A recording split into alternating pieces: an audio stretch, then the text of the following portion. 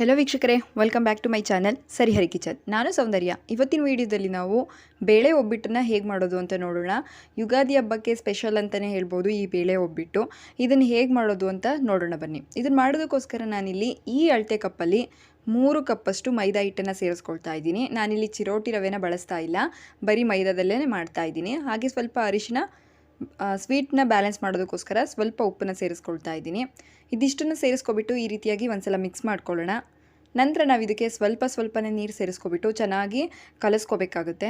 ಒಂದೇ ಸಲ ನೀರನ್ನು ಹಾಕೋಬಿಟ್ರೆ ತೆಳ್ಳಕ್ಕಾಗ್ಬಿಡುತ್ತೆ. ಅದಕ್ಕೆ ಸ್ವಲ್ಪ ನೀರನ್ನು ಸೇರಿಸ್ಕೊಂಡು ಈ ರೀತಿಯಾಗಿ ಕಲಿಸ್ಕೊಳ್ಳೋಣ. ಕಲಿಸ್ಕೊಂಡ ನಂತರ ನಾವು ಇದಕ್ಕೆ ಒಂದೊಂದೇ ಸ್ಪೂನಷ್ಟು ಎಣ್ಣೆನ ಸೇರಿಸ್ಕೊಬಿಟ್ಟು ಚೆನ್ನಾಗಿ ಈ ರೀತಿಯಾಗಿ ಮಿತ್ಕೋಬೇಕಾಗುತ್ತೆ. ನೋಡ್ತಾ ಇದ್ರಲ್ಲ, ಈ ರೀತಿಯಾಗಿ ಚೆನ್ನಾಗಿ ಮಿತ್ಕೋಬೇಕು. ನಂತರ ನಾವು ಇದನ್ನ ಆ ಕಿಚನ್ ಕೌಂಟರ್ ಮೇಲೆ ಹಾಕೋಬಿಟ್ಟು ಚೆನ್ನಾಗಿ ನಾದ್ಕೊಳ್ಳೋಣ. ನೋಡಿ, ಹಿಟ್ಟಿಗೆ ಈ ರೀತಿಯಾಗಿ ಕೈ ಕುಟ್ಕೊಬಿಟ್ಟು ಚೆನ್ನಾಗಿ 2ರಿಂದ 3 ನಿಮಿಷ ಎಣ್ಣೆ ಸೇರಿಸ್ಕೊಂಡು ಮಧ್ಯೆ ನಾದ್ಕೋಬೇಕಾಗುತ್ತೆ. ನೀಟಾಗಿ ನಾದಿದಷ್ಟು ನಮಗೆ ಒಬ್ಬಿಟ್ಟು ಅನ್ನೋದು ಎಲ್ಲೂ ಬ್ರೇಕ್ ಆಗೋದಿಲ್ಲ, ಮಾಡುವಾಗ ಅಷ್ಟು ಚೆನ್ನಾಗಿ ಬರುತ್ತೆ. ಅದಕ್ಕೋಸ್ಕರ ಈ ರೀತಿಯಾಗಿ ಚೆನ್ನಾಗಿ 2ರಿಂದ 3 ನಿಮಿಷ ಮಧ್ಯೆ ಎಣ್ಣೆ ಸೇರಿಸ್ಕೊಬಿಟ್ಟು ನಾದಿಟ್ಕೊಳ್ಳೋಣ. ಟೈಮ್ ಇದ್ದರೆ ಹಿಟ್ಟನ್ನು ಕಲಿಸ್ಬಿಟ್ಟು ಒಂದು 3 ಅವರ್ ಆದರೂ ಇಡಿ, ಅಥವಾ ಟೈಮ್ ಇಲ್ಲ ಅಂತ ಅಂದರೆ ಅಟ್ಲೀಸ್ಟ್ 1 ಅವರ್ ಆದರೂ ಹಿಟ್ಟನ್ನು ಮಿದ್ಮೇಲೆ ನಾವು 1 ಅವರ್ ಆದರೂ ರೆಸ್ಟಿಗೆ ಬಿಡಬೇಕಾಗುತ್ತೆ. ನೋಡಿ, ಈ ರೀತಿಯಾಗಿ ನೀಟಾಗಿ ನಾದ್ಕೋಬಿಟ್ಟು ನಾನು ಇದನ್ನು 2 ಅವರ್ ಟೈಮ್ ಇಡ್ತಾ ಇದ್ದೀನಿ ರೆಸ್ಟಲ್ಲಿ. ತುಂಬ ಟೈಮ್ ಇಟ್ಟಿದಷ್ಟು ಚೆನ್ನಾಗಿರುತ್ತೆ, ಚೆನ್ನಾಗಿ ಬರುತ್ತೆ ಅಂತಲೇ ಹೇಳ್ಬೋದು. ನೋಡಿ, ಈ ರೀತಿಯಾಗಿ ರೆಡಿಯಾಗಿದೆ. ಇವಾಗ ನಾವು ಇದಕ್ಕೆ ಒಂದು ಪ್ಲೇಟ್ನ ಕ್ಲೋಸ್ ಮಾಡಿಬಿಟ್ಟು 2 ಅವರು ರೆಸ್ಟಿಗೆ ಇಡೋಣ. ನೆಕ್ಸ್ಟ್ ಇಲ್ಲಿ ನಾನಿಲ್ಲಿ ಬೇಳೆನ ತೊಗೋತಾ ಇದ್ದೀನಿ. ನಾನು ಈ ಕಪ್ಪಲ್ಲಿ 2 ಕಪ್ಪಷ್ಟು ಕಡಲೆಬೇಳೆನ ಹಾಕ್ಕೊಳ್ತಾ ಇದ್ದೀನಿ. ನೀವು ತೊಗರಿಬೇಳೆ ಕೂಡ ಯೂಸ್ ಮಾಡ್ಬೋದು. ಅದನ್ನು 2ರಿಂದ 3 ಸಲ ವಾಶ್ ಮಾಡಿಬಿಟ್ಟು ಒಂದು ಚಿಟಿಕೆ ಅರಿಶಿನ ಹಾಗೆ 1 ಸ್ಪೂನಷ್ಟು ಎಣ್ಣೆನ ಸೇರಿಸ್ಕೊಂಡು 5ರಿಂದ 6 ವಿಷಲ್ ತೊಗೋಬೇಕಾಗುತ್ತೆ. ನೋಡಿ, ಇವಾಗ 5ರಿಂದ 6 ವಿಷಲ್ ಆದ ನಂತರ ಈ ರೀತಿಯಾಗಿ ಕಡಲೆಬೇಳೆ ಬೆಂದಿದೆ. ಇದನ್ನು ಈ ರೀತಿಯಾಗಿ ನೀರನ್ನು ಇಳಿಸ್ಕೋಬೇಕಾಗುತ್ತೆ. ಆ ಕಟ್ಟೇನಿರುತ್ತೋ ಅದನ್ನು ನಾವು ಬೇಳೆ ಸಾಂಬಾರು ಮಾಡೋದಕ್ಕೆ ಉಪಯೋಗಿಸ್ಕೋಬೋದು. ನೆಕ್ಸ್ಟ್ ನೋಡಿ, ಈ ಬೇಳೆಯಲ್ಲಿರುವಂಥ ನೀರನ್ನು ಇಳಿಸಿದ ನಂತರ ನಾವು ಇದಕ್ಕೆ ಬೆಲ್ಲನ ಸೇರಿಸ್ಕೊಳ್ಳೋಣ. ನಾನು 3 ಕಪ್ಪು ಹಿಟ್ಟಿಗೆ 2 ಕಪ್ಪಷ್ಟು ಬೇಳೆನ ತೊಗೊಂಡಿದ್ದೀನಿ. ಹಾಗೆ ಈ ಕಪ್ಪಲ್ಲಿ 1.25 ಕಪ್ಪಷ್ಟು ಬೆಲ್ಲನ ತೊಗೊಂಡಿದ್ದೀನಿ. ಹಾಗೆ ಸಣ್ಣ ಬೌಲಲ್ಲಿ ಸ್ವಲ್ಪ ಕಾಯಿ ತುರಿನ ಸೇರಿಸ್ಕೊಳ್ತಾ ಇದ್ದೀನಿ. ಸೇರಿಸ್ಕೊಬಿಟ್ಟು ಬೆಲ್ಲದಲ್ಲಿರುವಂಥ ನೀರಿನಂಶ ಎಲ್ಲ ಬಿಡೋ ತನಕ ನಾವು ಇದನ್ನು ಮಿಕ್ಸ್ ಮಾಡ್ಕೊಳ್ಬೇಕಾಗುತ್ತೆ. 7ರಿಂದ 8 ನಿಮಿಷ ಟೈಮ್ ಹಿಡಿಯುತ್ತೆ ಇದನ್ನು ಮಾಡೋದಕ್ಕೋಸ್ಕರ. ಬೆಲ್ಲ ಎಲ್ಲ ಕರಗಿ ಅದರಲ್ಲಿರೋವಂಥ ನೀರಿನ ಅಂಶ ಎಲ್ಲ ಬಿಟ್ಕೋಬೇಕು.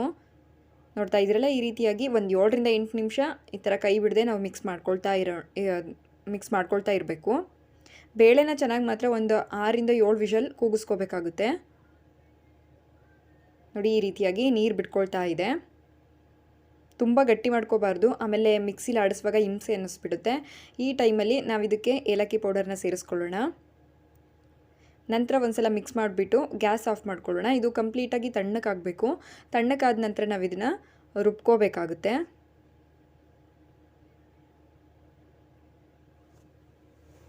ನೆಕ್ಸ್ಟ್ ಇಲ್ಲಿ ತಣ್ಣಕ್ಕಾಗಿರೋ ಅಂಥ ಹೂರಣನ ನಾನು ಒಂದು ಜಾರ್ಗೆ ಸೇರಿಸ್ಕೊಳ್ತಾ ಇದ್ದೀನಿ. ಸೇರಿಸ್ಕೊಬಿಟ್ಟು ಇದನ್ನು ಚೆನ್ನಾಗಿ ಫೈನ್ ಪೇಸ್ಟಾಗಿ ರುಬ್ಕೊಳ್ಬೇಕಾಗುತ್ತೆ. ನೋಡ್ತಾ ಇದ್ದೀರಲ್ಲ, ಈ ರೀತಿಯಾಗಿ ಒಂದು ಕೂಡ ಕಾಳಿರಬಾರ್ದು, ಆ ರೀತಿಯಾಗಿ ನೀಟಾಗಿ ರುಬ್ಕೋಬೇಕಾಗುತ್ತೆ. ನೋಡಿ, ಈ ರೀತಿಯಾಗಿ ಉಂಡೆ ಕಟ್ಟೋದಕ್ಕೆ ಚೆನ್ನಾಗಿ ಅನ್ನಿಸ್ಬೇಕು. ಮಧ್ಯ ಕಾಳಿರಬಾರ್ದು, ಅದಕ್ಕೋಸ್ಕರ ಚೆನ್ನಾಗಿ ಗ್ರೈಂಡ್ ಮಾಡ್ಕೋಬೇಕು. ನೆಕ್ಸ್ಟ್ ಇಲ್ಲಿ ನಾವು ರೆಡಿ ಮಾಡಿಟ್ಟಿರೋ ಅಂಥ ಹಿಟ್ಟು ಕೂಡ ರೆಡಿಯಾಗಿದೆ. ನೋಡ್ತಾ ಇದ್ದೀರಲ್ಲ, ಚೆನ್ನಾಗಿ ಮೈದಾ ಹಿಟ್ಟು ಉಬ್ಬಿ ಬಂದಿದೆ ಅಂತಲೇ ಹೇಳ್ಬೋದು. ಅದಕ್ಕೆ ಮೇಲ್ಗಡೆ ಎಣ್ಣೆ ಹಾಕಬಾರ್ದು. ಇವಾಗ ಎಣ್ಣೆನ ಸೇರಿಸ್ಕೊಬಿಟ್ಟು ನಾವು ಒಂದ್ಸಲ ಮಿಕ್ಸ್ ಮಾಡ್ಕೊಳ್ಳೋಣ. ಗಟ್ಟಿಯಾಗೂ ಇರಬಾರ್ದು, ತಳ್ಳುವಾಗೂ ಇರಬಾರ್ದು, ಮೀಡಿಯಮ್ಮಾಗಿ ಮಿತ್ಕೋಬೇಕು. ಆಮೇಲೆ ಚೆನ್ನಾಗಿ ನಾದಿಟ್ಟಿದ್ದಷ್ಟು ಚೆನ್ನಾಗಿರುತ್ತೆ. ನೋಡ್ತಾ ಇದ್ದೀರಲ್ಲ, ಈ ರೀತಿಯಾಗಿ ಒಂದ್ಸಲ ಮಿಕ್ಸ್ ಮಾಡ್ಕೊಂಡ ನಂತರ ನಾವಿವಾಗ ಚಪಾತಿನ ಲಟ್ಟಿಸ್ಕೋಬೋದು. ನೆಕ್ಸ್ಟ್ ನೋಡಿ, ಇಲ್ಲಿ ನಾನು ಬಟರ್ ಪೇಪರ್ನ ತೊಗೊಂಡಿದ್ದೀನಿ. ಅದಕ್ಕೆ ಈ ರೀತಿಯಾಗಿ ಕೈಯಲ್ಲಿ ಕಟ್ ಮಾಡಿಕೊಂಡ್ರೆ ಚೆನ್ನಾಗಿ ಬರುತ್ತೆ. ಅದಕ್ಕೋಸ್ಕರ ಚೆನ್ನಾಗಿ ನಾದಿಟ್ಟಿದ್ದಷ್ಟು ಆ ರೀತಿಯಾಗಿ ಸ್ಮೂತಾಗಿ ಬರುತ್ತೆ ಕಟ್ ಮಾಡಿದ ತಕ್ಷಣ. ಇದನ್ನು ಈ ರೀತಿಯಾಗಿ ರೆಡಿ ಮಾಡಿ ಇಟ್ಕೊಳ್ಳೋಣ. ನೆಕ್ಸ್ಟ್ ನಾವಿಲ್ಲಿ ಬಟರ್ ಪೇಪರ್ಗೆ ಎಣ್ಣೆನ ಸೇರಿಸ್ಕೊಳ್ಳೋಣ. ಎಣ್ಣೆ ಹಿಂಗೆ ಸವರ್ಕೊಬಿಟ್ಟು ನಾವು ಮಾಡಿಟ್ಟಿರೋವಂಥ ಕಣಕಕ್ಕೆ ಹೂರಣನ ಸೇರಿಸ್ಕೊಳ್ಬೇಕಾಗುತ್ತೆ. ಕಣಕದ ಸೈಜಿಗಿಂತ ಹೂರಣದ ಸೈಜು ಸ್ವಲ್ಪ ದೊಡ್ಡದಿರಬೇಕು, ಆವಾಗಲೇ ಸ್ವೀಟು ಎಲ್ಲ ಕಡೆ ಸ್ಪ್ರೆಡ್ ಆಗುತ್ತೆ. ಅದಕ್ಕೋಸ್ಕರ ಕಣಕದ ಸೈಜಿಗಿಂತ ಹೂರ್ಣ ಸೈಜು ಸ್ವಲ್ಪ ದೊಡ್ಡದಿರಬೇಕಾಗುತ್ತೆ. ನೋಡಿ, ಈ ರೀತಿಯಾಗಿ ಸೆಂಟ್ರಲ್ಲಿ ಸ್ವಲ್ಪ ಜಾಗ ಮಾಡ್ಕೊಬಿಟ್ಟು ಹೂರಣ ಸೇರಿಸ್ಕೊಳ್ಳೋಣ. ನಂತರ ಈ ರೀತಿಯಾಗಿ ನೀಟಾಗಿ ಫೋಲ್ಡ್ ಮಾಡ್ಕೊಳ್ಳೋಣ. ಎಲ್ಲ ಕಡೆನೂ ಫೋಲ್ಡ್ ಮಾಡ್ಕೊಬಿಟ್ಟು ಎಕ್ಸ್ಟ್ರಾ ಬರುತ್ತಲ್ಲ ಮೇಲ್ಗಡೆ ಅದನ್ನು ಕಟ್ ಮಾಡ್ಕೊಳ್ಬೇಕಾಗುತ್ತೆ. ನೋಡಿ ಈ ರೀತಿಯಾಗಿ ಕಟ್ ಮಾಡ್ಕೊಬಿಟ್ಟು ಇದ್ರ ಮೇಲೆ ಎಣ್ಣೆನ ಹಚ್ಕೊಬಿಟ್ಟು ನೀಟಾಗಿ ತಟ್ಕೊಳ್ಳೋಣ. ನಿಮ್ಗೇನಾದರೂ ಕೈಯಲ್ಲಿ ಈ ರೀತಿಯಾಗಿ ಮಾಡೋಕ್ಕೆ ಕಷ್ಟ ಆಗುತ್ತೆ ಅಂದರೆ ಇನ್ನೊಂದು ಪ್ಲಾಸ್ಟಿಕ್ ಶೀಟ್ನ ಇದ್ರ ಮೇಲ್ಗಡೆ ಹಾಕೋಬಿಟ್ಟು ಹಿಂಗೆ ಸ್ಪ್ರೆಡ್ ಮಾಡ್ಕೊಳ್ಳಿ, ಅದು ಕೂಡ ಈಸಿಯಾಗಿ ಬರುತ್ತೆ. ನೋಡ್ತಾ ಇದ್ರಲ್ಲ, ಎಲ್ಲೂ ಕೂಡ ಬ್ರೇಕ್ ಆಗೋದಿಲ್ಲ, ಆರಾಮ್ಸೆ ಆಗಿ ಮಾಡ್ಕೋಬೋದು. ಚೆನ್ನಾಗಿ ಬರುತ್ತೆ ಅಂತಲೇ ಹೇಳ್ಬೋದು. ಯುಗಾದಿ ಹಬ್ಬದ ಸ್ಪೆಷಲ್ ಬೇಳೆ ಒಬ್ಬಟ್ಟು. ನೆಕ್ಸ್ಟ್ ನಾವಿಲ್ಲಿ ಒಂದು ಪ್ಯಾನ್ಗೆ ಎಣ್ಣೆ ಸೇರಿಸ್ಕೊಳ್ಳಿ, ಒಂದು ಸ್ವಲ್ಪ ಎಣ್ಣೆ ಸೇರಿಸ್ಕೊಬಿಟ್ಟು ನಂತರ ನಾವು ರೆಡಿ ಮಾಡಿ ಇಟ್ಕೊಂಡಿರೋ ಅಂಥ ಒಬ್ಬಟ್ಟನ್ನ ಹಾಕೋಬಿಟ್ಟು ಲೋ ಫ್ಲೇಮಲ್ಲಿ ಇಟ್ಕೊಂಡು ಮೇಲ್ಗಡೆ ಸ್ವಲ್ಪ ಎಣ್ಣೆ ಹಾಕೋಬಿಟ್ಟು ಎರಡು ಸೈಡು ಕೂಡ ಚೆನ್ನಾಗಿ ಬೇಯಿಸ್ಕೊಳ್ಳಿ. ಸೀಸ್ಕೊಳೋದು ಬೇಡ, ಲೋ ಫ್ಲೇಮಲ್ಲಿ ಇಟ್ಕೊಂಡು ಬೇಯಿಸ್ಕೊಂಡ್ರೆ ಸಾಕಾಗುತ್ತೆ.